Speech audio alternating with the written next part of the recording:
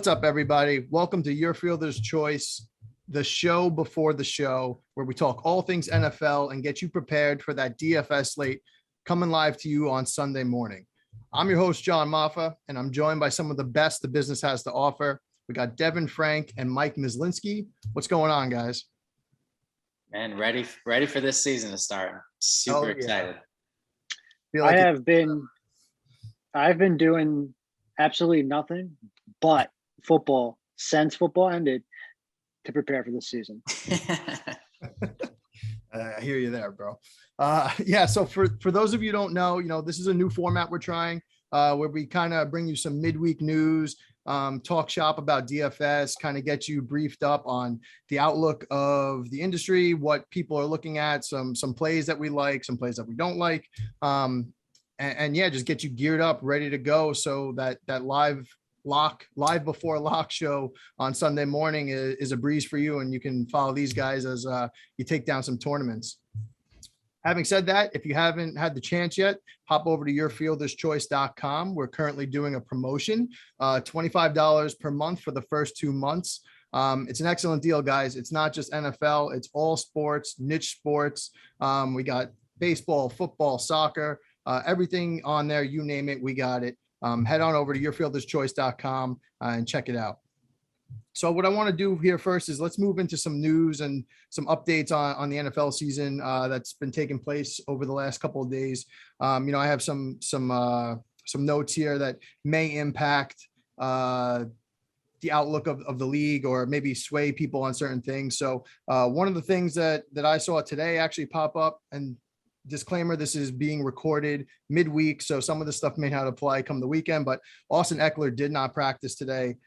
So it is something that maybe you can keep an eye on.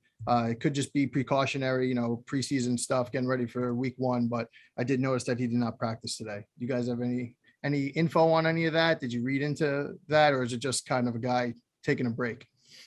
I saw he was actually on the sidelines with trainers, so there is reason to potentially be worried. Plus, dude's always hurt, so anytime you hear Austin Eckler trainers, it's a little bit scary. Yeah, I mean, I agree. There's other guys in this league, when they don't practice, you don't really think much of it. If I just said Tom Brady wasn't practicing today, I don't think anybody would bat an eye. But I saw Austin Eckler and I was like, we maybe should probably throw that out there. Here's the thing with Austin Eckler, like, it's usually soft tissue stuff with him, right? So I know that he changed his workout regimen over the off season, but I mean, those things never go away. And you'll see it again this year, as you've seen the last few years with Julio Jones. He's going to play most of the games, but he's going to play either hurt or he's going to leave the game early, which, I mean, they're both equally as terrible, right? So depending on when he goes out, maybe he'll get you a catch and then you get, 15 or, 2 points, but then you're screwed. I mean, you spend $7K or whatever usually is. Well, at least for this year, is probably in the 7Ks. Your lineup's toast. So just take those into consideration when you're making your lineups. Yeah, no, I agree. I mean, if he plays quarter to quarter, he's great to have out there. But if he's only going to play, the first 2 quarters or a drive or two, or be even on limited snaps, it's really going to tank your lineup at that price. Speaking on the injury news front, Saquon Barkley is close to being cleared, but he hasn't played in a full season, and he had a pretty bad injury last year. So there's some people out there that are a little worried about his productivity over the first couple of weeks. Anything jump off the table at you guys there? I mean, same thing. It's every single year this dude's hurt. Every single year, I was shocked that people had him in fantasy draft rankings, top 5. I was not touching that with 20-foot pole. He did drop a little bit this week in rankings because of the injury concerns. He may not be full strength yet. But just like Miz was saying, him all season, just understand history tells us there's a chance he gets hurt. So especially this first week, not even a GBP play for me personally. If he didn't have Joe Judge as his coach, I would actually love him this week, because that injury is going to keep people away. And he, when healthy, is capable. Oh, he's However, awesome. when you have a dumbass coach like Joe Judge, It's like, it's like the kid on your high school football team that was like huge. It really didn't talk, just like mean mugging down the hall always. That's Joe Judge, total blockhead. So I have no faith in that. If it was any other coach, nearly almost, I would actually love him this week as just like a sneaky play in terms of, catching the ball out of the backfield. Because, Danny loves to check down. But he's not going to get enough run probably this week. Just knowing how the coaching is with them.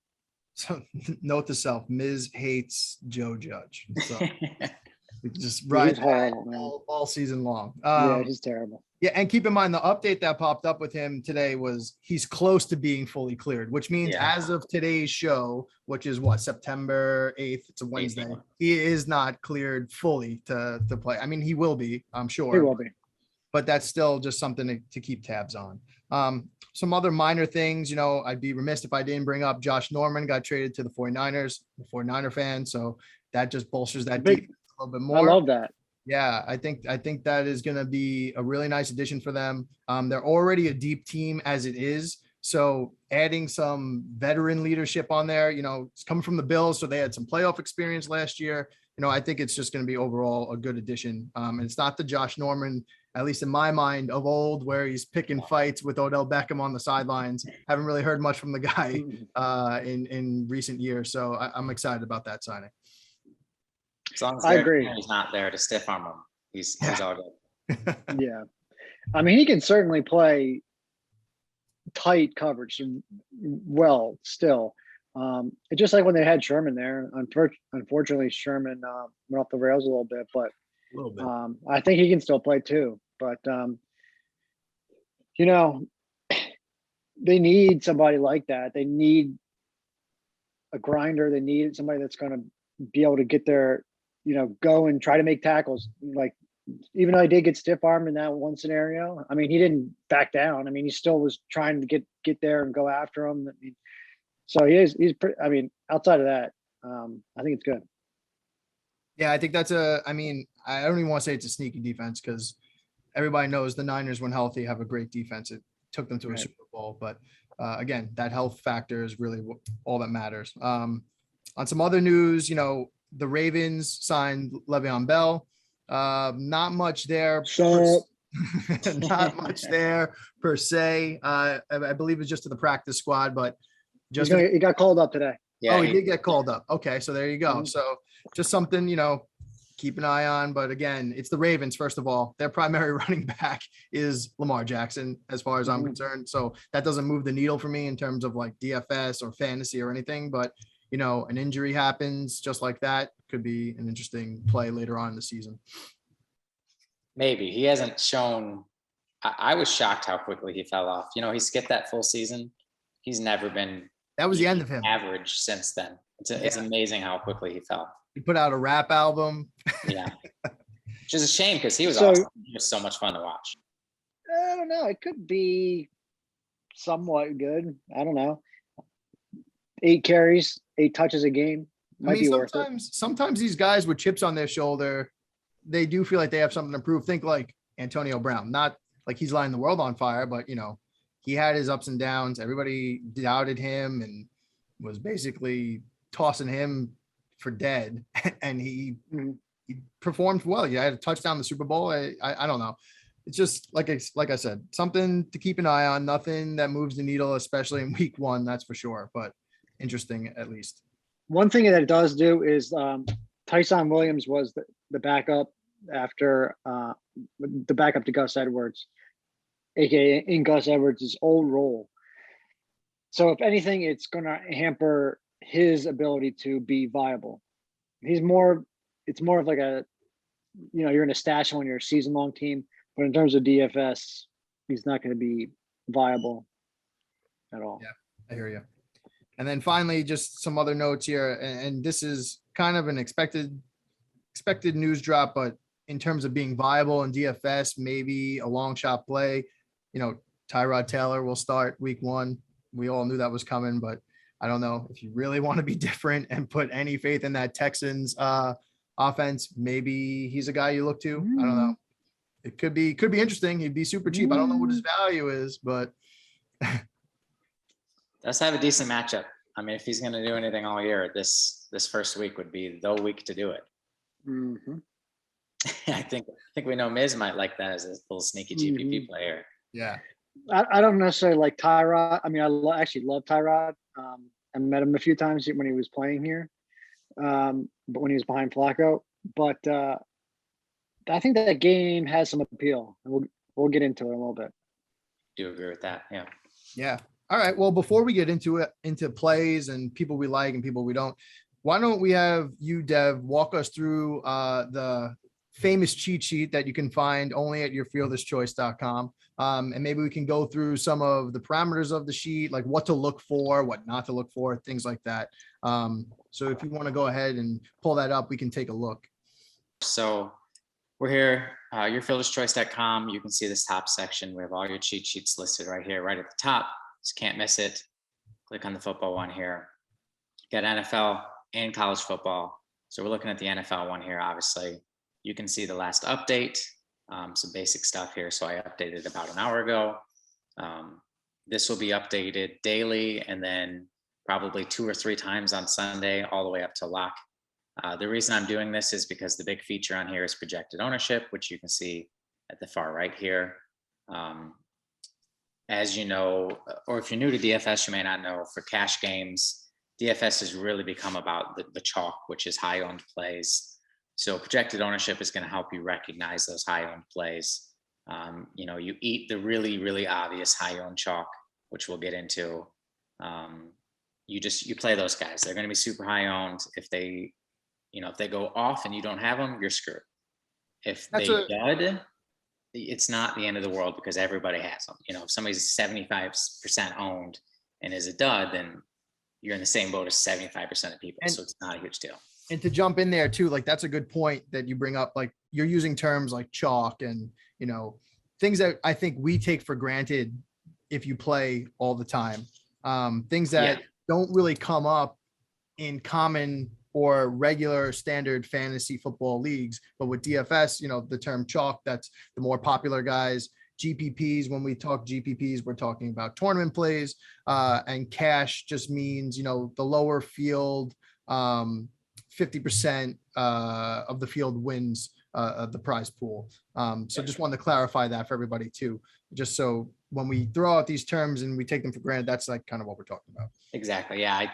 I find myself, my dad dabbles occasionally in DFS, and I'll talk to him and he's like, I have no clue what you're talking about, because I use these terms and I don't think, oh yeah, he doesn't recognize them. I mean, I was the same way when I first got started, and I was talking to Miz all the time. I would be like, what's chalk? What does this mean? Yeah. I don't know what I'm doing here. For sure. So, nope, very good point. So we're going to, let's just go through here. We're on the quarterback tab here. So first thing you notice, we got pricing. FD is obviously FanDuel, DK is DraftKings. So we've got the pricing here. This is all sortable. We've got the name, the player's team. We've got the Vegas total. So obviously, Mahomes is going to be popular. They've got the highest total. We've got the spread. Then you start getting into this player data. This is the players' stats from last season. Obviously, after week 1, we'll update to next season.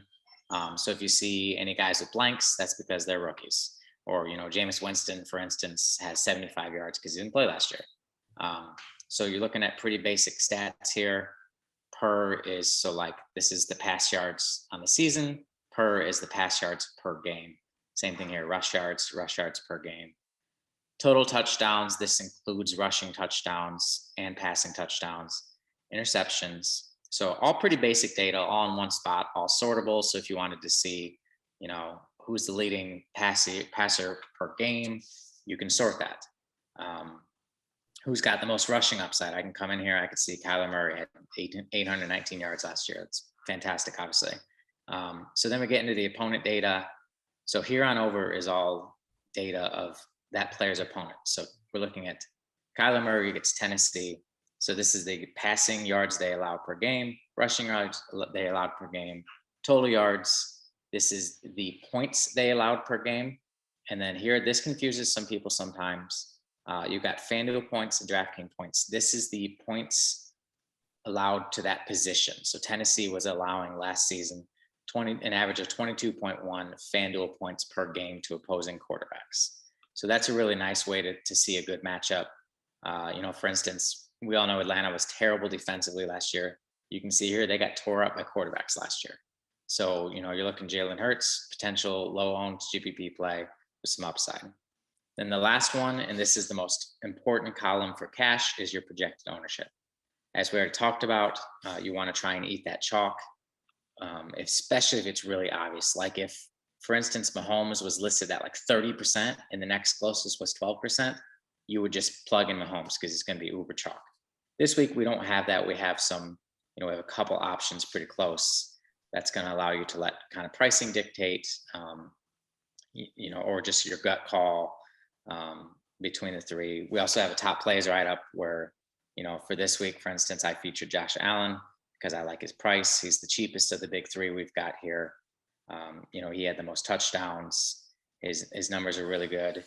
And we'll get into Josh Allen a little bit later. So that's the main thing. It's the same for every position. You're looking player pricing. Here's all your stats. When you get into running back and receiver, you've got the targets, receiving yards, same thing, opponent data. Every page is you're looking at the same stuff. So once you get a feel for the cheat sheet, it is an absolutely amazing tool. It's got everything you need right on it. The fact that it's sortable, especially for tournaments, you can come in and sort by whatever you value, and you're really going to be at an advantage. It's in my opinion, it's the best cheat sheet in the industry. I can't even tell you how many hours I have into these over the years, just tinkering and perfecting them, and they work really well. And that's gonna be like one of my follow-up questions here. It's like, how often does this get updated? If I'm looking at this cheat sheet on Saturday night to then maybe an hour before lock, say noon on Sunday Eastern time, what are the odds that I'm gonna get up-to-date data? How often does that run? Like, where's that info come from? Are we running that? Yeah. So during the week, it'll just be once a day. So like usually I'll go like a Wednesday, day once, I'll update Friday. Then when we get into Sunday, I'm going to update first thing, and then I'm going to update, probably 2-3 times that Sunday alone, all the way up to lock. So that, 1 o'clock, I will have updated probably 12 or 12:30, so that we have as accurate of data as we can. And then in terms of the colors, obviously green is good, red is bad. Yeah. How do those colors play out? I see some shades of pink in there, some light green. Like, what does that mean, I guess, if I'm looking at this for the first time? Yeah. So this is literally just a color scale. So if we look at the pricing, for instance, it goes from green to red, with the most expensive being red, the cheapest being green. The reason I did it like that is so that, a value might pop out to you a little bit easier. In the pricing regards, it's not necessarily bad that it's red. If it's red, that's just so visually you see it. But all these other stats, it's all based on a color scale from green to red. So your Vegas totals, you notice the highest total is the brightest green. Mm-hmm. Get down to the lowest total, it's that dark red. And it kind of works its way there because it's all based on a color scale. So that does confuse some people sometimes. And it's actually a lot easier than I think people think. Because it's literally just a color scale. And it's really nice that you have the Vegas totals in there also, because that does play a part in kind of maybe where you start building your lineups. I know for me on Sundays, when I'm looking to build a lineup, the first thing I look at is the Vegas games or the Vegas spreads to see what games are projected to score high amount of points, what teams are supposed to do what. Because as everybody knows, Vegas is typically pretty right, at least on a percentage basis over the course of a year. So those are the games that you tend to target more when you're building your lineup. Miz, on the GPP side, because you're our GPP guy, like, is there anything that you specifically look for in this spreadsheet when you're using it to build your lineups? Yeah, so I look for places where I can gain leverage. Like Josh Allen is probably going to end up being the just for, draft, let's use DraftKings. Like those guys are going to be the most heavily, played guys. So like Josh Allen, while he has a ton of upside and everything, the matchup isn't the best in the world, right? Because Pittsburgh does have a really good defense. They have guys coming back from injury as well. So there is leverage to be had there within your tournament lineups. That doesn't mean you can't use them, but it's a way to know like who's going to be, really heavily utilizing Josh Allen and Steph Diggs. Like if that's going to be a huge popular stack, maybe I go Zach Moss in a lineup and, Deontay Johnson on the other side, ways to gain leverage against the field while still betting on the same game and scenario where points are obviously going to be had. Yeah, no, I actually have a couple of interesting notes on that strategy too. Like you said, like play a little bit differently and play somebody on the other side in conjunction with your player stack. We can get into that in a little bit. And certainly like when you're doing GPP plays, obviously the goal is to be different. When you're doing cash plays, the goal is not to be different and blow out everybody. You're just trying to place in that top 50%. So it's a totally different strategy. It's okay to eat the chalk, as they say, when you're doing a cash game, because it doesn't matter if you're first or you're 50th or whatever the pool size is, you're still getting paid the same amount.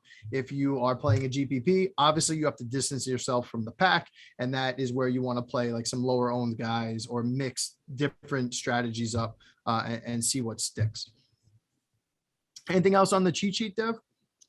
No, as I mentioned, one way that I personally for GPP would leverage it a little bit is, some of this opponent data coming in here, like I showed, sort by the fantasy points allowed. So, Jalen Hurts, we know he's got, he did this in 4 games, put up 1,000 yards, 354 rushing yards. So we know he's got upside. He's got that same kind of rushing upside as, your Josh Allen, but he actually gets a better matchup. Granted, this is based on last year's stats, but I don't envision Atlanta being that much better. So this is a simple way you can use the cheat sheet. You can use these columns, you can sort and then see like, okay, I've got Jalen Hurts here at pretty low ownership, or Sam Darnold, who's actually a play I wrote up this week. Really good matchup as well. Sammy D in the revenge game. A revenge game, exactly. So I talk about that narrative in the top plays, which will, by the time this video is live, will have dropped. So just there are ways to utilize the cheat sheet for GPP builds as well. It is a cash-based cheat sheet, but it has all the data there you need to have strong things to look at for your GPP builds as well. Yeah. And final note on this, like having this tool available to you against somebody who doesn't, you're at a way bigger advantage right off the bat. Now, obviously you still have to make the right plays and make the right inferences, but having something like this definitely makes a difference. Absolutely. So moving on to our next section here, we got some fun stuff here. These are, what we call, oh, you didn't know, which is just, some fun and interesting stats, DFS and NFL wise. So I'm just going to rattle them off to you. I just get you guys' reaction. Maybe we could talk about it. On the player front, last year, I thought it was a pretty interesting one. Russell Wilson completed just 60% of his passes on third down, which means he was tied for 21st among QBs. Which is not typically where he lives as a former, Super Bowl champion and stud quarterback. Thought that was pretty interesting in terms of like the Seahawks offense. Yeah, he's a funny one because, it's actually really ironic this section, because I was just reading Matthew Berry was talking about how, do you guys watch Ted Lasso? Yeah, Ted Lasso's great, man. So Ted Lasso, that bullseye scene where he talks about how being curious. So Matthew Berry did a whole big write-up and he listed these stats and he's like, now tell me which one's the better play. And it was actually like, it was like Jared Goff compared to Patrick Mahomes is what it is, but he manipulated the stats. He picked and chose what he showed, and it looked like, Jared Goff was by far the better play. So it's kind of funny how like that Russell Wilson number, like, you could really make him look really bad with that. And obviously we all know Russell Wilson isn't bad, but it's kind of funny how those stats, you can manipulate stats the way Yes, you want. I can give absolutely. you a ton of stats right now that says Jimmy G is the man in San Francisco and should be the starting quarterback. And the fact is, I could also give you stats to say he's not. So, Yes.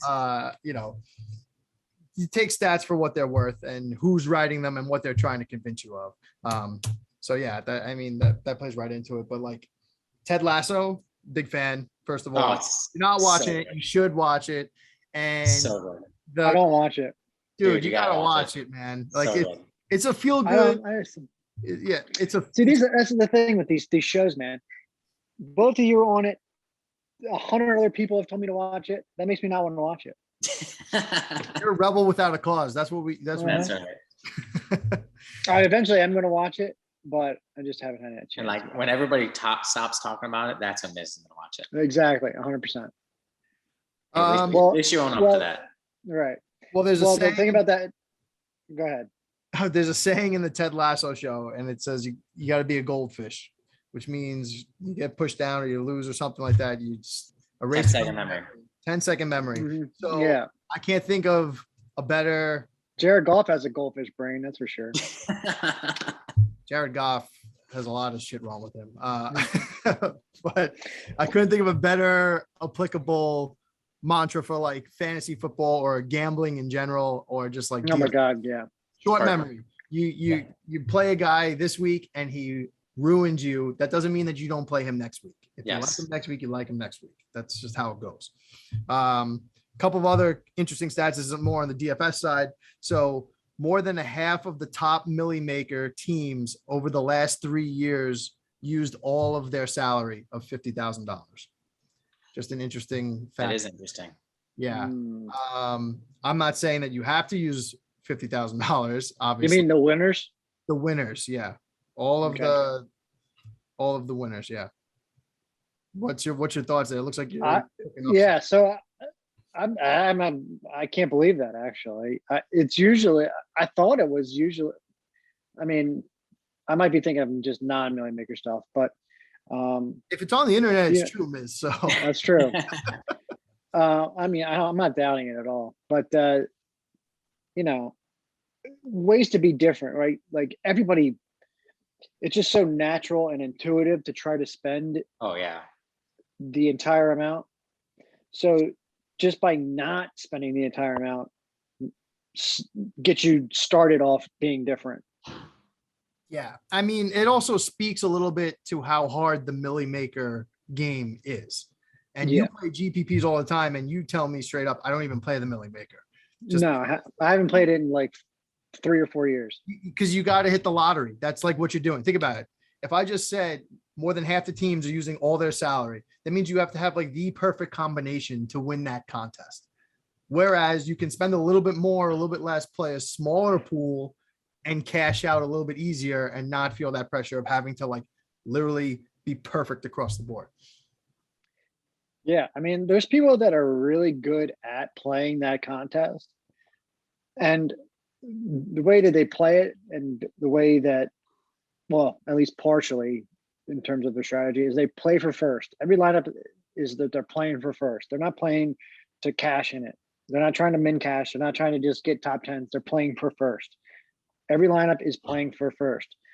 So when you play that way, and that can be applied to all the other tournaments and GPPs out there, when you play for first, it's a better long-term strategy than just trying to put a good lineup out there and hoping you cash, because the normal guy that only plays DFS when football season comes around, or has only ever used their phone to make a lineup, never used the computer, the casual, they're putting money in either it's one lineup, and whatever happens, that's their lunch money for the day, or they're putting in like 5 to 10 and hoping that they get into the payout portion. Yeah. Whereas that's the wrong way you should be playing that. You should be playing for, there's only one prize, and it's the first place prize. Yeah.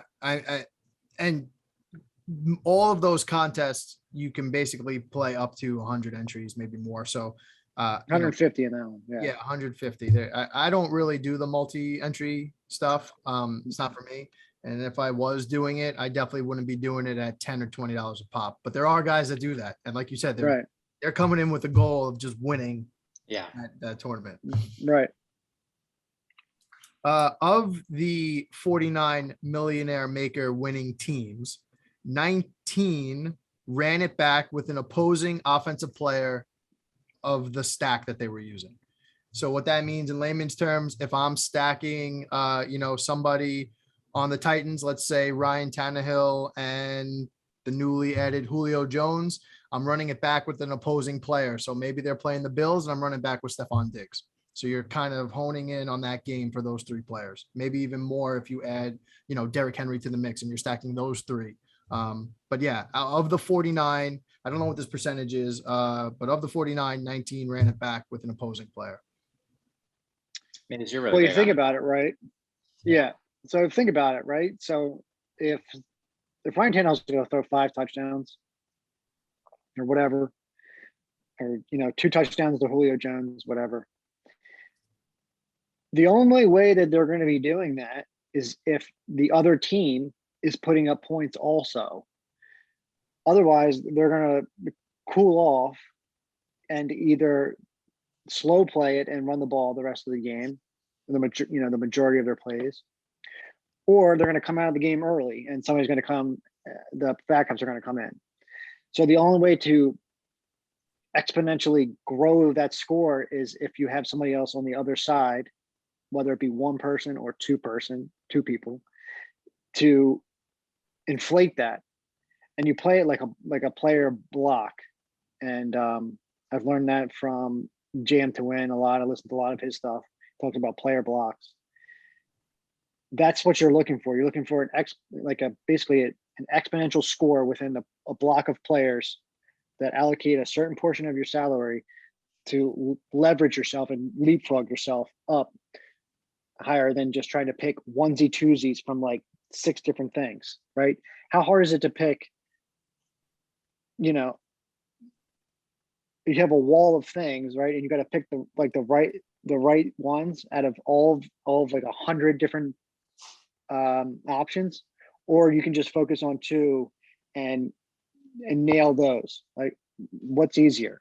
It's much easier to pick that game. We all do betting, right? We all looking for overs and all that shit, right? So why not apply that knowledge that all of us have, most of the common folk have, and apply it to a specific game within this game. Well, that's where the leverage that come in, like you said, like, right. Just if an over under on a game is 55 and it's 2, high powered offenses, like I want as much of that game as possible. Mm-hmm. Exactly. In that game over, maybe Christian McCaffrey's playing somebody else, like him alone for 9,000, where I can get, 3 or 4 players from that other game that has an over under 55 or higher. That's what I'm going to target, especially for these contests. Yeah. So to that point, it would be interesting to look at short slates and the scores that are compiled on those shorter slates. So like the evening slates, or like the late night ones where it's like the Sunday night, Monday night ones, or the block of 3 4 o'clock games. Those scores are really high because you're forced to do those things in those contests. If you applied all that shit to your actual main lineups, the main slate, people would do a lot better than they do. I'm telling you. Absolutely. And the high total and the blocking idea. I mean, look at the Browns. Nobody's going to play the Browns this week. Everybody expects the Chiefs to score, 30 plus. Well, that means the Browns are going to be scoring some points too. So you can get the Browns, at super low ownership, stack that game. If it does hit the high Vegas total that, Vegas is predicting, there you go. You got a solid stack right there. Yeah, that's it. All right, let's move into our next section. Call it mustard dust. This is our version basically of love hate. So I'm going to shout some names out to you guys and you tell me must or dust and kind of give me your reasoning behind that. So let's start with Josh Allen. Who wants to take this one? To like about Josh Allen this week, obviously, his season last year was insane, but it's really been about a season and a half. And there's a lot of stats that I really like that he did last year that tell me that it's winnable.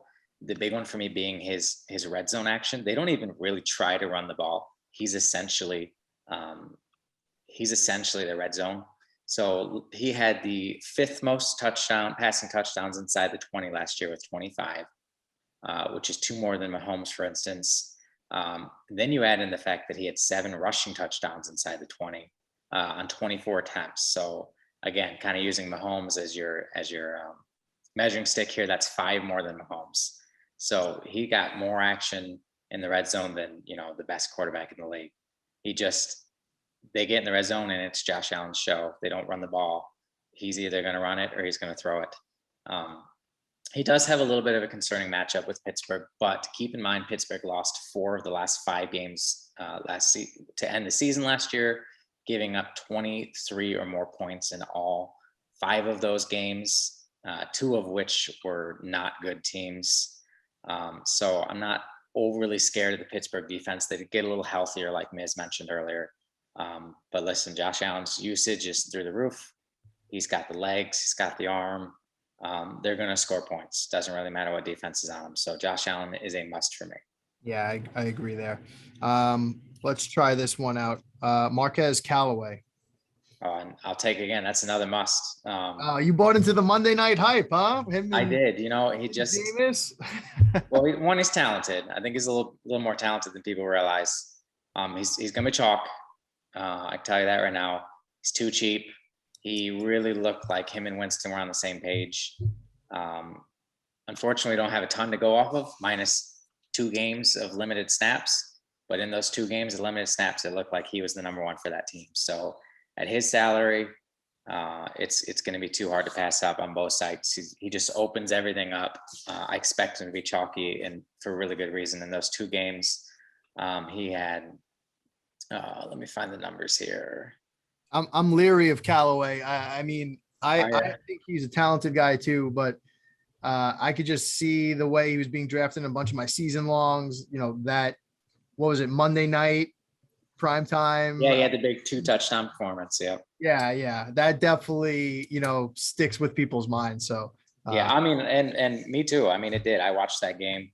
But it was a 2-game thing. He was pretty good in game 1, and then he was really good in that game 2, the one that everybody watched. So the 2 preseason games, again, this is not a full game, limited snaps. He had 8 catches on 9 targets for 165 yards and 2 touchdowns, including that 1 touchdown, which was really, really impressive, kind of what got everybody hyped up. So comes in at just 3-4 on DraftKings, 5-2 on FanDuel, especially on DraftKings. I smell like cash. Yeah, I don't know how you pass that up in cash. Yeah. So Callaway for cash games especially is a must for me. All right. So with Callaway, I watched him against the opening game against the Ravens, and he was getting open a lot. And then Marlon Humphrey talked about him and said he's legit. So that solidified my opinion because I thought he was going to be something, and then he went and said that.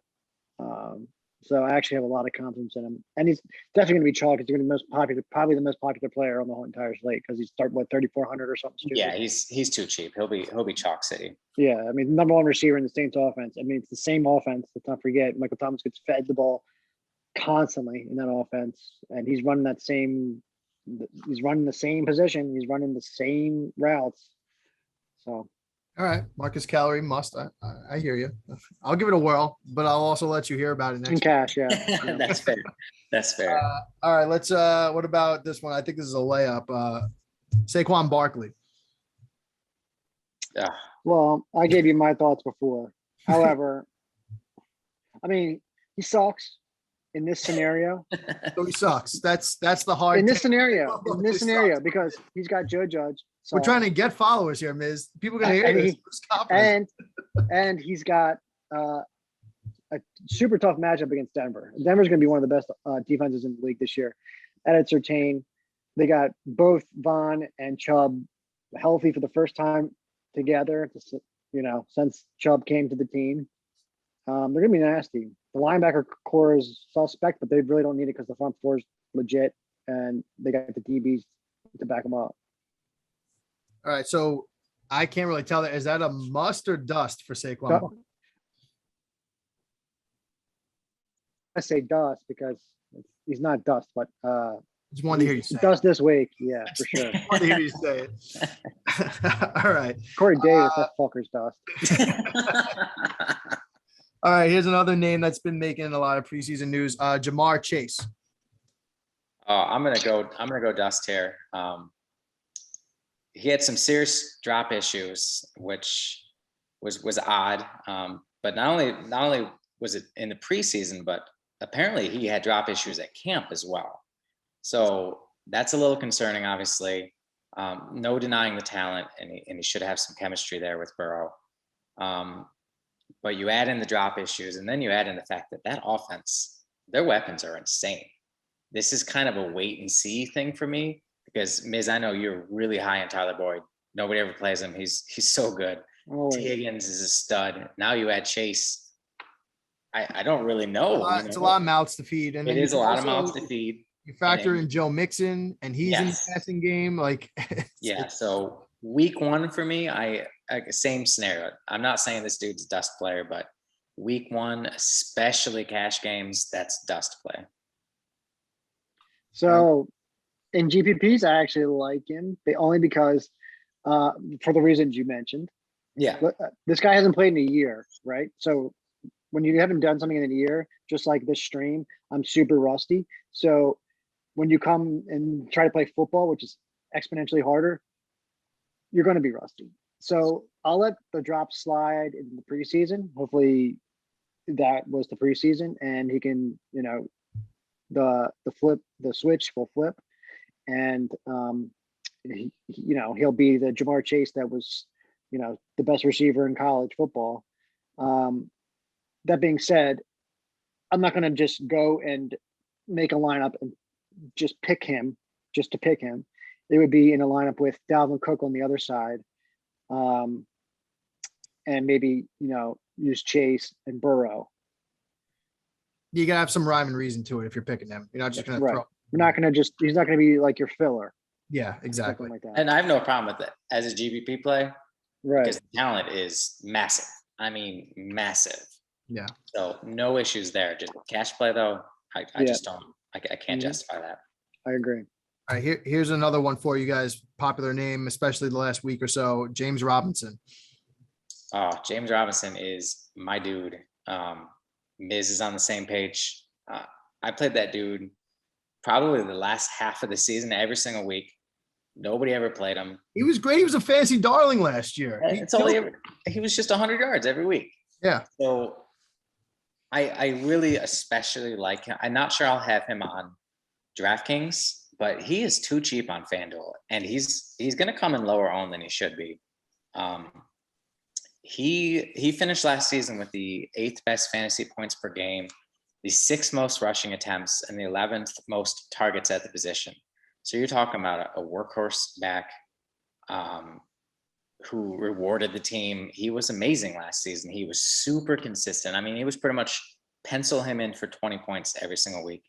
And now you add in the fact that he has an elite week one matchup, and he's a must for me, especially on FanDuel. I don't know that you need to go there on DraftKings where he is priced accordingly, but FanDuel, he's too cheap for me. So it's like, do people like think that Travis Etienne is like coming off of the stretcher. to play this game. Everybody anointed, by the way, Travis Etienne, who is good, like Yeah, the savior of that team. And I was like, what, we're just Right. not talking about Robinson anymore. Like, I don't understand what happened there. he's going to get 80%, if not more, of the total touches for the running back. Yeah. He's going to play the majority of the snaps, if not, Carlos Hyde. He's Carlos Hyde. He's serviceable, no doubt about it. And I'm assuming that people are thinking that since Carlos Hyde and Urban Meyer have a relationship prior to this, that it's going to be like some like 50-50 split, or Carlos Hyde's going to get goal line work, where that's not happening. No. And in case you guys don't know, but the Houston Texans, they're fucking terrible. And they literally have nobody on the team. I mean, they're so bad. They're going to they're literally going to get run over. Yeah. Gave up 160 yards per game on the ground last year. And there's no reason to think that they're going to be much And they better. got worse. Yeah. They literally got worse. Yeah. So They have a he's solid. either got the red zone role, 2012, he catches the ball. Like, I don't know what else people want. I guess because he's undrafted, people that are still don't get it. But he'll probably be my most owned player. Lock him in. James Robinson must. I'm okay with that one. Here's a different one. Tyler Conklin. So this is a bust for me. He obviously, we had the Irv Smith injury, super high in Irv coming into the season, super talented. So with him out, that leaves you with Conklin and Minnesota.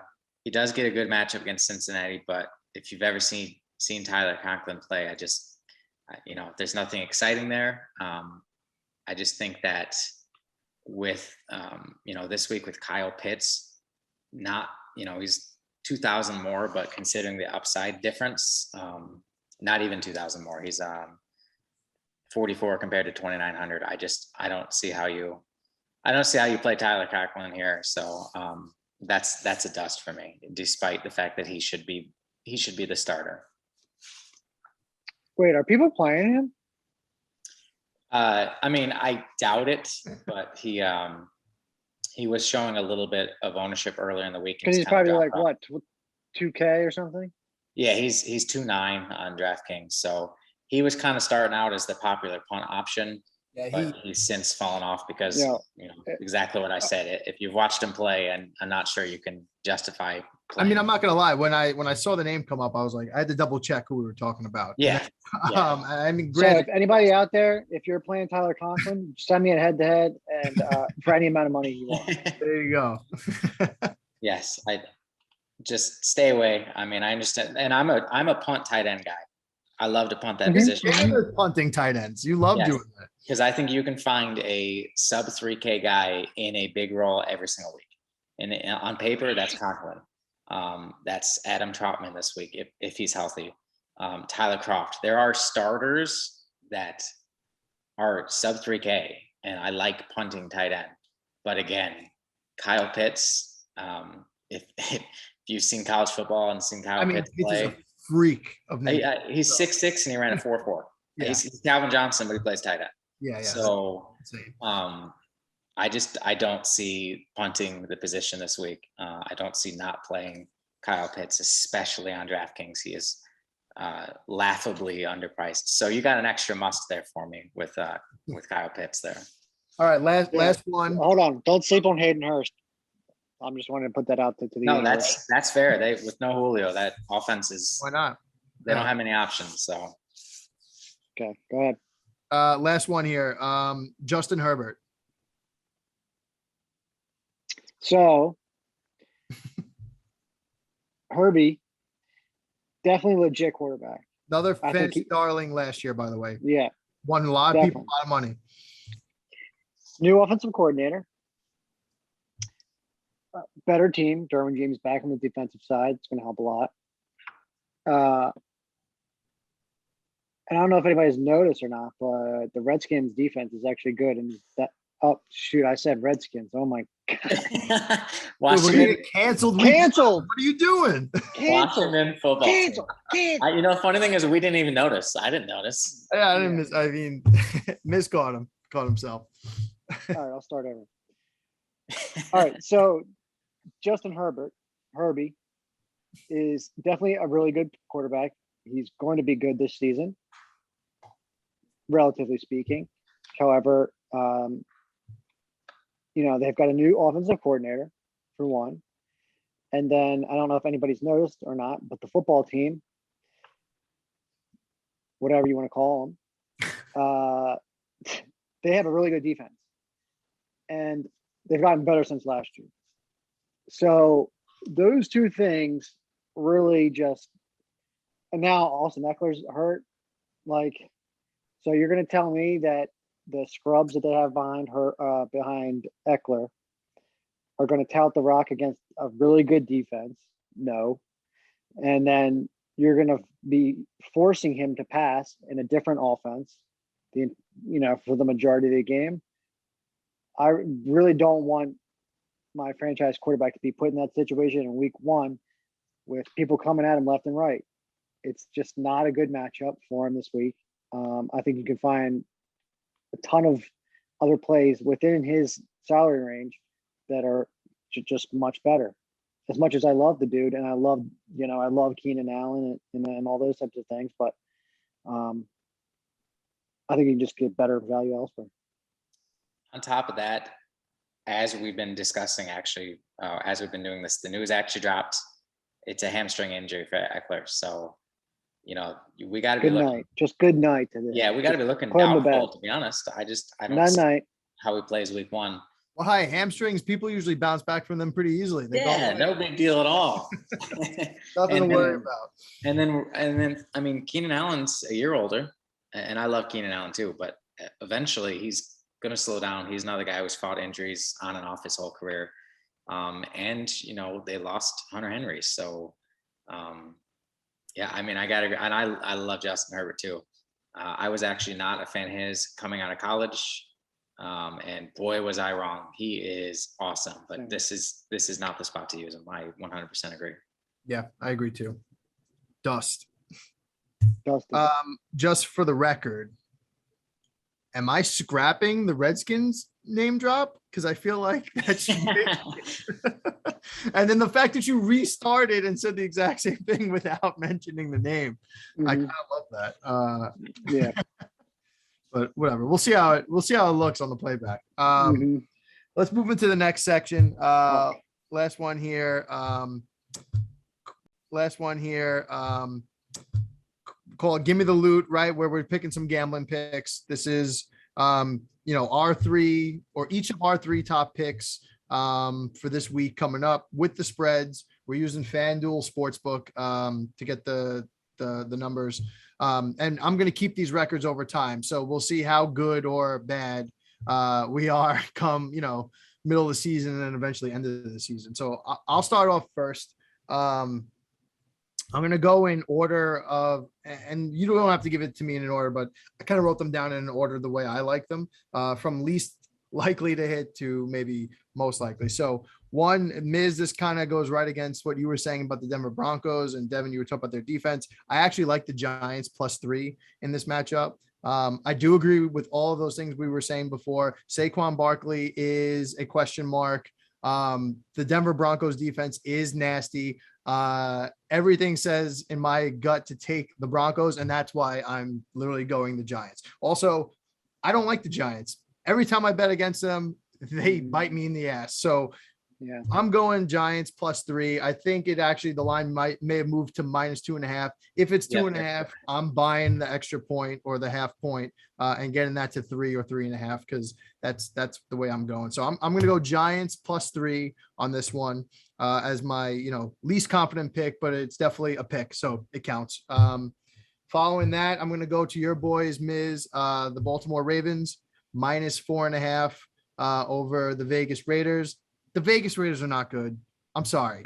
Dave, nope. So much hype over the years between Gruden, the new stadium. They had a flash in the pan year where it wasn't even a flash in the pan because they didn't even do anything. They just had some like exciting games and, they weren't dead last in the league. I'm taking Baltimore -4.5 all day on that line.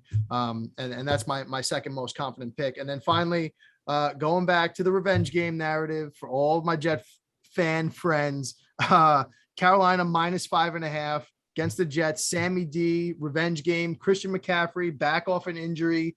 You got Robbie Anderson running routes. You got DJ Moore. Terrace Marshall. That is my most confident pick. I think the Jets are going to be terrible this year. I think their outlook is good. I think what they're starting to do is good. I don't want it to come off as, a total Jet hater play. But in terms of week 1 this year, I am all over that Carolina -5.5. I have no faith in the Jets week 1. So I'll pass it over. Those are my picks. Giants +3, Baltimore -4.5, Carolina -5.5. Sammy D throwing his D right on their face. Make a shirt. I'm here for it. Put that on a shirt. That line's moved to 4.5, by the way. Got Panthers -4.5 now. Beautiful. Even better. Love it. All right, I'll go. So I think I've already spoken, and you could probably figure it out by watching the stream, but the Jacksonville Jaguars, Duval, 3. You can go up to, you could go alternate spread if you wanted to, but no, -3 all the way. I'm laying the fucking hammer on the Jaguars, absolutely running over the Houston Texans. After that, I really love the Ravens. I'll let you keep that one, but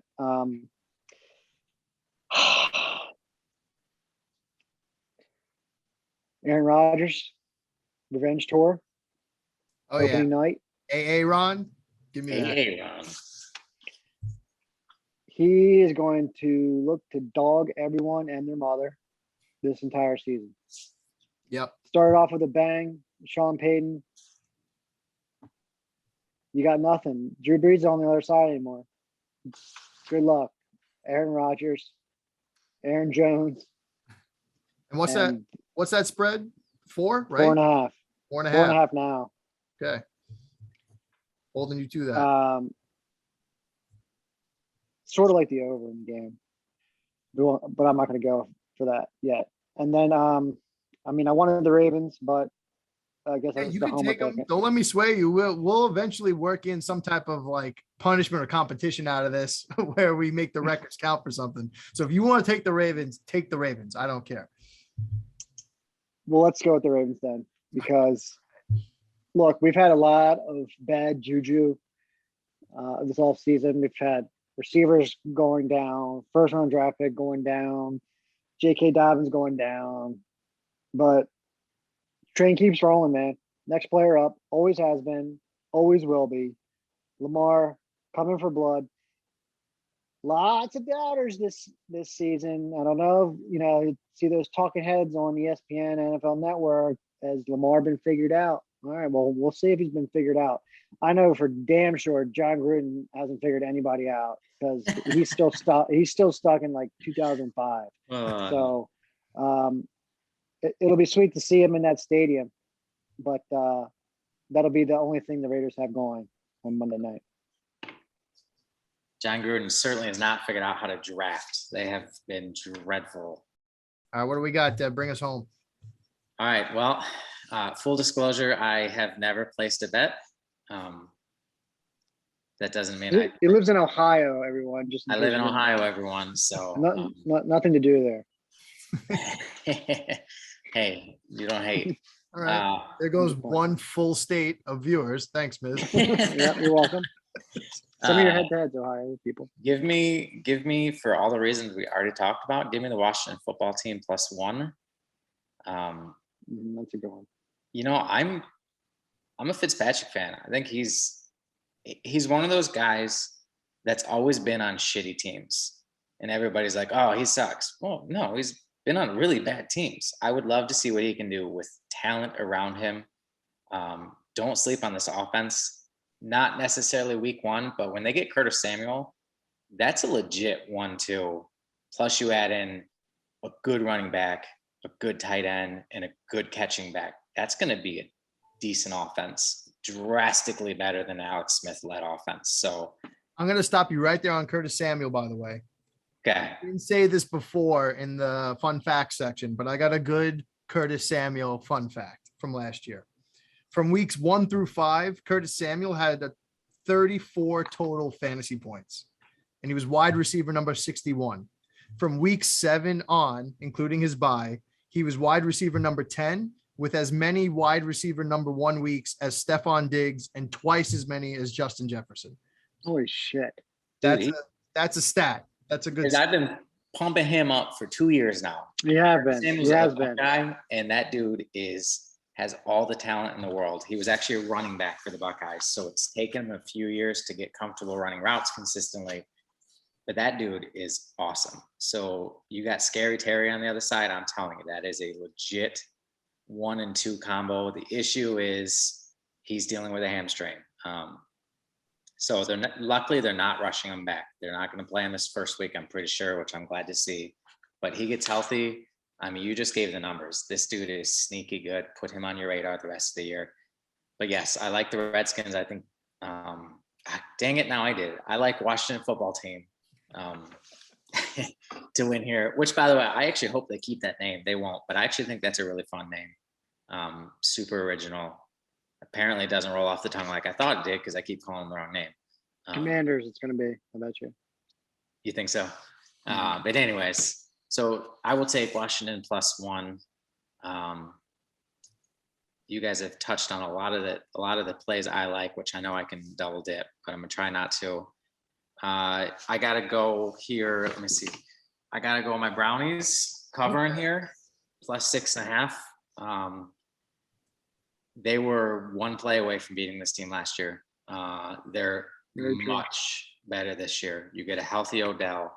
That defense is it's essentially a brand new defense with a ton of talent. I'm super excited about the Browns this year.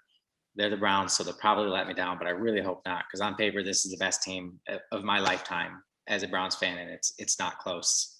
So I like the Browns. I think they have a real shot at winning here.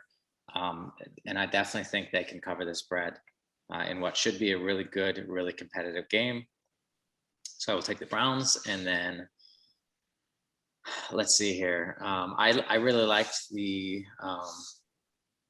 I really like that narrative with the Panthers as well. So I'm going to take the Panthers -4.5 as well. All right. So if we're keeping track, I got Devin has Washington +1, Cleveland +6.5, Carolina +4.5. Miz, you got Jacksonville -3, Green Bay -4.5, Baltimore -4.5, and I have the Giants +3, Carolina -5.5, and Baltimore -4.5. Well, we both got Carolina -4.5. Oh, you take? Oh, yeah, 4.5. Sorry, Yeah, I had 5.5. Yeah. That moved for you, so actually even better. It's gonna be real fun at the end of the year when the person who doesn't bet at all has a way better winning percentage than the 2 guys who openly bet. So that'll be fun. Yep, and I'll definitely retire if that happens. All right. Well, I mean, that wraps up our week 1 show. Thanks for coming out, guys. You know, we'll do this more often throughout the course of the season. We got 18 weeks of NFL. Maybe we'll do some playoff shows. You know, it's going to be a fun year. I think everybody's excited. You know, we got the fans back this year. Football's back, baby. So just buckle up. And we'll see you guys on Sunday. Our Live Before Lock show goes on at 11 a.m. Eastern time, I believe. Where these guys and a couple other members of Your Fielder's Choice team will give their picks, their updated picks for the day. It's definitely a must listen if you guys are following DFS and looking to get involved and play that main slate. Until then, I'm signing out. I'm the host. These are the experts, and we will talk to you guys Sunday. Let me throw something at you before we get out of here. The season hasn't started yet. I need some real quick predictions. Putting you on the spot. Okay. Super Bowl matchup, Super Bowl champion. Super Bowl matchup, Super Bowl champion. Now, keep in mind, we got a 49ers, a Browns, and a Ravens team. All should be legit contenders. So, all right. Super Bowl matchup. Damn, I don't want to pick my favorite team. It's A, the kiss of death, and B, just leaving the door wide open to get thrown in my face 4 months from now when they're 6 and whatever. Barring injuries, that won't happen, but hopefully. All right, so I'm gonna do Titans, Packers. Packers win the Super Bowl. Aaron Rodgers rides off into the sunset with a big fuck you to Green Bay and goes and plays somewhere else, probably somewhere nice, warm climate, and just enjoys his later years, kind of like Brady in Tampa. Very, very popular. Packers pick. Titans have not. I'm not seeing much Titans, but I mean, that offense can be awesome. The Titans have been in it the last 2 years, man. They're a good team. Yep. Unfortunately, Chiefs and Packers. Packers win it. You guys are going pretty chalky here. So don't believe in Tampa Bay. Same team. They brought the same team back up. No, I don't believe in Tampa Bay because I was watching Tampa Bay last year, and yes, they had a great playoff run and they were really good, but they needed to rattle off a ton of wins towards the end of the season last year to kind of catapult them into that Super Bowl run. I don't remember them dominating as too many things went right. Too many things went right. That's what I'm saying. Like, I don't remember that, like being like, oh, the law of Bay, averages. like, look out for Tampa Bay. Like, we all knew that they were good. We all know that they're stacked on offense. Their defense is supposed to be good. Like, I don't know. I just really, and Brady has laughed in everybody's face for the last 25 years. Yeah. Basically since I was in elementary school. And he always proves people wrong, but I just don't see it. I'm sorry. I don't see a repeat happening there. Yep. Well, the only argument I would have is that it took them 3/4 of the season to figure it out. Bruce Arians and Tom Brady were on massively different pages, fighting for power. I think eventually Bruce was like, you know what, like, you're Tom Brady, do your thing. And then it clicked. With that being said, it's hard to argue against the Packers. The narrative is real. It's been a very popular pick. I actually do like your 49ers. I think they have a legit chance to make a deep run. My boy, Nick Bosa, is so freaking good. Trent Williams said he got stronger, by the way. No, both the Bosa brothers are amazing, and Chase Young, obviously, all three of those were, right after each other, amazing. I gotta take my Browns. I know it's a kiss of death, but I can't have any worse luck than I've had as a fan for my entire life. So what difference does what's the kiss of death when you're a Cleveland fan? Exactly. So no, I actually legit believe in this team's talent. Said they hung in there to the last drive with KC last year.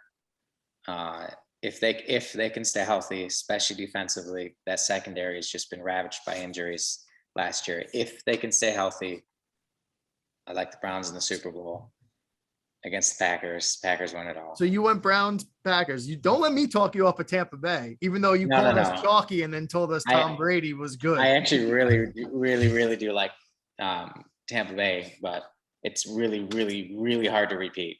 I mean, the NFC has some good teams this year. They're pretty loaded. Yeah, it's just. I mean, I don't think anybody's repeated in when's the last time. It's very tough to repeat. Yes. In football. Yes. So yeah, you know the deal. Yeah.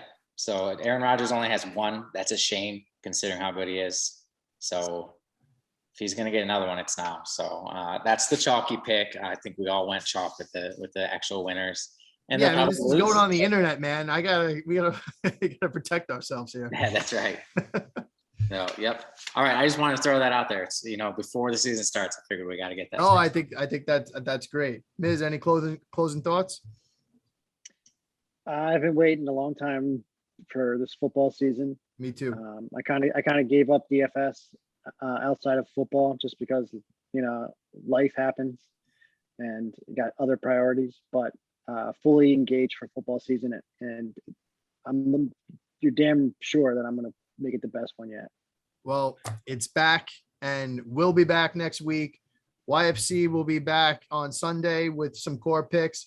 Be sure to tune into some of our other live shows taking place place this week for other sports, and head on over to that website, yourfielderschoice.com, running that great special. You get the cheat sheets, you get access to all sports, you get access to the Discord, the premium members Discord channel, where you can talk to these guys on the reg. You probably don't want to talk to me. I'm just here to be the pretty face, but these guys know what they're doing. They know how to win tournaments. They know how to win cash games, and they're your guys. So with that, we will be signing off. We'll talk to you next week. Have a good weekend, everybody.